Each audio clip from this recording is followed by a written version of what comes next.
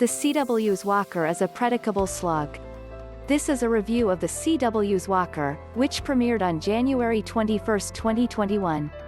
Walker, Texas Ranger was a very specific show with a very specific audience from a very specific time.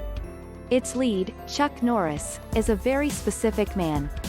Imbued in all of this was an often cheesy, overriding sense of machismo, ass-kicking and bad guy busting in the name of protecting the good old US of A. It was very much a series of its era and home network, CBS. The CW's take is absolutely nothing like that. In fact, there is nary a similarity at all to its predecessor, save the name Cordell Walker, and the fact that he is indeed a Texas Ranger. In short, the CW's Walker is the complete antithesis of everything the older version was, which itself wasn't particularly good. Alas, that doesn't mean what we get is much better.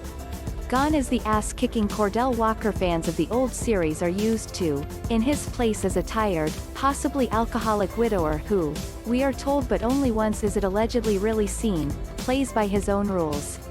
In place of Norris's cheeseball, badass, is the much softer, more subdued supernatural star Jared Padalecki. This is clearly the reason the series was made, to keep one of its bread-and-butter attractions on the network and happily employed. The show even shoots in the actor's hometown of Austin, Texas. But not even the charm of Padalecki can liven up this one-trick pony. The show, its showrunner Anna Fricke posited during a recent Television Critics Association panel, is about the entire Walker family. The Rangers' new partner, Micki Ramirez, played by the 100's Lindsey Morgan, also plays a fairly large role in Walker's life.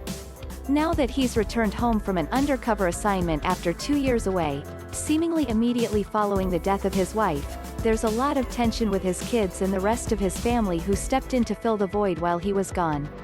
Ramirez, too, has a lot riding on her new partner and his ability to follow orders and not ruin her chances in an extremely white, male-dominated profession. And guess what? He's not handling any of it well. Unfortunately, he's also not handling it in a particularly interesting or edifying manner, either. The inclusion of these new parts doesn't really add much interest to what plays out, in the end, a bunch of inconsequential, family drama filler. Problems are not really problems, and the exposition we get from these moments lands with a thud. The more procedural case of the week is little more than setup for an ominous drug cartel and a tiny, not particularly impressive fight. It's hard to see a world wherein this show gets interesting, based on the pilot alone. The seeds planted feel generic, and the more timely elements, like the situation at the border, not particularly well engaged.